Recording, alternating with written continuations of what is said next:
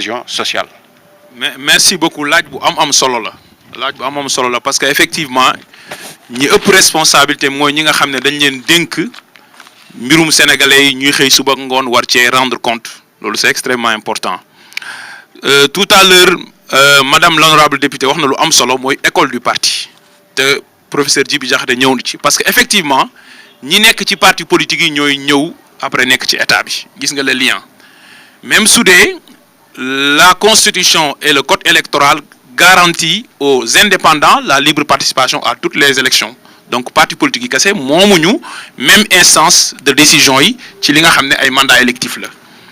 donc laajoon na question bu am solo ci première intervention ma fàtte cee tontu effectivement muy école du parti est-ce que Pastef am na ko jàpp naa ni quand même ku lire journal lundi bi passé gis nga ne le président Ousmane Sonko a réaménagé le bureau politique de Pastef en intégrant de nouveaux membres et en changeant des postes on a dit doyen Malick Sy nommé nañ ko directeur de l'école du parti mu remplacer Moustapha Sarré bi nga xam ne plateau yëpp bu demee dañ koy présenter comme directeur de l'école du parti ñu tuddee ko daaray Cheikh Anta Diop donc Pastef am na école du parti waaye loolu yamul ci wax kase avec humilité je veux pas parler de ma personne moi j'ai intégré Pastef en 2017 j'étais jeune étudiant j'avais moins de 23 ans jàpp naa ne sama évolution dans l'espace politique sénégalais wane ne ba xam Pastef dafa former ay militants am ci wax xam-xam ak wax lu leer ci plateau yi ci espace public yi ci panel yi wala Pastef saaga la jàngal sénégalais yi les sénégalais peuvent librement juger et le président du parti Pastef parce que les personnes morales dañuy am lu ñuy wax un représentant légal tey boo assigné woon SOMISEN devant la justice ki ngay assigné da ngay assigner la SOMISEN en la personne de son directeur général qui est son représentant légal su dee c'est l'état central c'est l'agent judiciaire de l'état donc la personne bi nga xam ne moo koy incarner li muy wax dafa am solo par rapport ak organisation bi mu jiite le président de Pastef Ousmane Sonko je le cite dafa yàgg a wax ne kuy saaga bokkoo ci ñun dégg nañ ko yàgg a wax Pastef débat d'idées lañ ko xamee mooy leader politique boo xam ne ci opposition bind na 3 livres donc ñun élection bu mus a am dañoo def offre programmatique jaay sénégalais yi gis-gis kon ñun foofu nañu yàgg a taxaw mettre fa le curseur donc parce que am na école du parti mais ñun dañuy promouvoir xam-xam loolu lu am solo la ñu dellu si ci maintenant man su ma cité madame l'honorable députée je vous rassure waxuma ko parce que dama lay manquer respect non pas du tout quand même Sénégal depuis plus de 4 ans 5 ans yàggul par rapport ak sa expérience maa ngi débat doo mu sa dégg ngañ dem a manqué na telle personne de respect par contre samay idée dama koy exprimer ma assumer ko librement et bu ma lay citer parce que dama la respecter yàlla moo ñu jàngal yar alxuraan xam nga lu ko feesal wa qaala Muusa wa qaala Firawna wa qaala nangam diw nee na diw yaa waxoon nangam bu ñu la interpeller dañu la may occasion d'ailleurs ci kanamu sénégalais de la plus belle des manières nga leeral ko et mu nekk leeral boo xam ne sénégalais bu ñu ko déggee ñoom ñooy apprécier ba xam convaincre na leen wala leen convaincre leen parce que débat la encore une fois en choisissant bàyyi ma en choisissant parce que dafa am solo en choisissant ce format pourquoi on met l'accent ci pouvoir opposition bi mooy dañuy ñëw waxtaan démb maa ngi seetaan malal jàkkaarloo donc pourquoi l'idée de jàkkaarloo est-ce que pour reyante la non la confrontation des idées donc loolu amul problème ci loolu léegi su ma ñëwee ci ay terrorisme yooyu man d'accord uma ci définition bi nga jox terrorisme même su dee définition bu ñu mën a accepter la parce que boroom xam-xam nga waaye terrorisme man ni ma ko jàngee woon ci Sciences Po mooy l'usage de la violence pour atteindre des objectifs politiques c'est 2 conditions cumulatives utiliser nga violence benn mais li tax nga def ko c'est des conditions politiques tey làmb bu amee wala match nawetaan nit ñi utiliser violence est-ce que terrorisme nañ koy qualifier bu nit guddi jotee mu dogaale nit jam ko paaka jël téléphone am kenn du ko tuddee terrorisme donc sànni nañu dara ci bus kan moo ko def lan moo ko tax a jug si le but juge bi n'est pas parvenu à dire que c'est un but politique kenn mënu wax qualifier l'acte de terrorisme moi je suis resté sur les faits. D'accord. ñaareel bi mooy ci point boobu tant que juridiction yi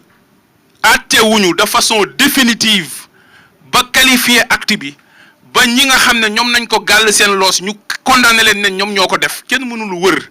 ca jamono jooju alors que ubbi nañ procédure nga ne nga qualifier acte yooyu man loolu laay wax de terrorisme. léegi li ci des nag mooy wax nga question bu am solo ma ñëw ci mooy lan mooy responsabilité ñu nekk au pouvoir wax naa ko sànq man je suis resté sur le thème mooy bi ci ñaareel bi ci loolu parce que wax naa première bi ñaareel bi moo doonoon na nga instaurer promouvoir la transparence dans la gestion publique et la bonne gouvernance dans la conduite des affaires publiques transparence mooy li ngay def na leer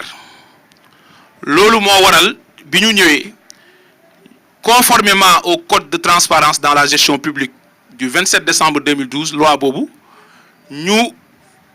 def audit des comptes donc de la situation des finances publiques dette bi déficit bi fu mu toll ñu communiquer ci kanamu sénégalais yi mais fii ngay dégg ci Sénégal ku naan la loolu waruñu ko woon def parce que day yàq réew mi depuis quand leeral mbir yi day yàq réew mi depuis quand respecter loi dafay yàq réew mi beneen bi ci tegu ci transparence mooy très rapidement fexe ba sénégalais yi ni ñuy gérer seen mbir ñu leen yi leeral may rappeler bi ñu engagé conformément à notre engagement politique l'examen et la renégociation des contrats et les conventions dans les secteurs stratégiques muy pétrole di gaz di mine le gouvernement a tenu un point de presse le 12 mars 2026 bii wax sénégalais yi fan la mbir yi toll. wax géey ñu def ci secteur minier ak secteur pétrolier di nga ma bàyyi ma développer parce que ñi développé nañ ba développé waat. oui mais essayons juste de rester sur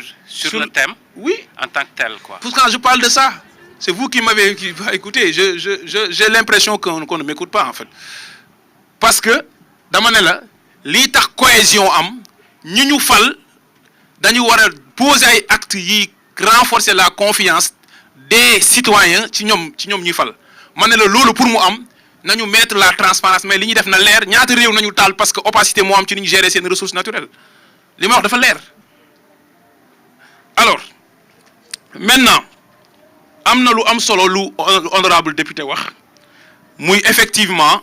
je l'ai dit au début de mon intervention mooy la société humaine est caractérisée par la compétition et la concurrence sociale loolu di am nag tant que amul ay règles yu juste yu ko encadrer mu am ay autorités publiques yu koy appliquer di ko réguler fitna mën na am loolu laay wax et moo wax ne fitna yi am Sénégal récemment li ko indi woon loolu la mooy des opérations d'exclusion démocratique beneen bi ci des nag mooy lan mooy njëriñu cohésion mën a am lan mooy tax cohésion mën a am bokk na ci aussi mooy instaurer la concertation et le dialogue de façon permanente entre toutes les composantes de la nation muy opposition du pouvoir di société civile et loolu ñi nekk au pouvoir seen responsabilité mooy ñoom ñoo ko war a sécréter ñeneen ñi fekk si leen ci moo waral ñu falu am légitimité démocratique li ñu def mooy mois de mai 2024 ñu woote dialogue sur le système judiciaire et sur la justice en général en 2025 ñu woote dialogue sur le système politique cadre de concertation yooyu noonu nañuy teg pour waxtaanee mbir yi bi ci tegu nag mooy voter ñeenti loi yoo xam ne dafay tax sénégalais yi gën a xam ni ñuy gérer seen mbir mu renforcer confiance cohésion nationale gën a am benn mooy loi OFNAC ñu modifier ko ba membre yi fa nekk ñu leen tab par appel à candidature mooy mbir mi ñëpp ci bokk parce que quand on parle de cohésion sociale l'un des fondamentaux xam nga lan la mooy l'égal accès des citoyens à toutes les fonctions publiques sans discrimination ñaareel bi élargir le champ des assujettis à la déclaration de patrimoine ñëpp di def déclaration de patrimoine léegi ku yor alalu sénégalais yi ñu xam naka nga ko yoree sa alal est-ce que évolué wut ñetteel bi mooy loi sur les lanceurs d'alerte ñu protéger ñi nga xam ne dañuy nekk ay lanceurs d'alerte lañ ñeenteel bi mooy la loi sur l'accès à l'information donc c'est un ensemble de mécanismes qui ont été aménagés et adoptés pour def loolu fi may daanelee nag parce que comme da nga wax j'ai été long même si je pense que sama temps de parole ñëpp gis nañ ne moo gën a tuuti ci affaire u fuite daw sénégalais yi may déglu le peuple mais dama ciy répondre non dama ciy répondre mais une seconde non damay répondre non damay répondre du pour yow pour sénégalais yi la maman da nga mën a tooñ quoi man le peuple sénégalais bi may suivre c'est un peuple que j'aime beaucoup parce que c'est un peuple cultivé. C'est un peuple très cultivé. Sénégalais yi seen culture toll na ci ne xam ne soo nee Ngagne Demba dafa exilé woon kon dafa daw da nga ne Alboury Ndiaye dafa daw da nga ne De Gaulle dafa daw da nga ne Ali Khamenei dafa daw da nga ne Mohamed Boudiaf dafa daw. Assimiler l'exil politique à la fuite politique niveau culture politique u sénégalais yi weesu na loolu man fu ma romb sénégalais yi xam lu ñuy saluer mon engagement ma détermination qui a été de la plus belle des manières pendant les moments de résistance démocratique. Alors ñi ñu war a interpeller mooy naka la sénégalais du juddoo fii ci réew mi jàng ci école sénégalaise dem def concours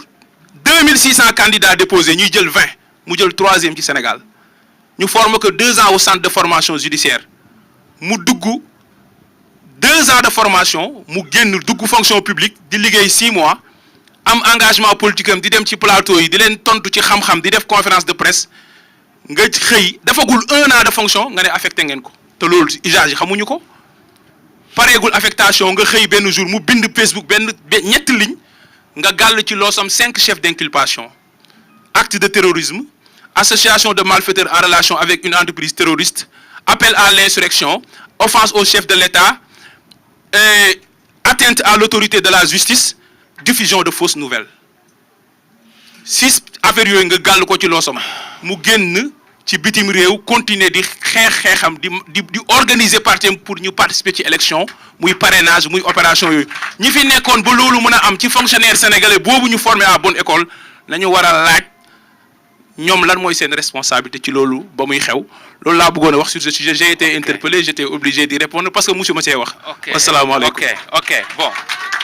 qu'on s'efforce en tout cas qu'on s'efforce de rester dans les termes du thème. Ok merci. C'est pas faute, le micro ne marche pas léegi nag yow.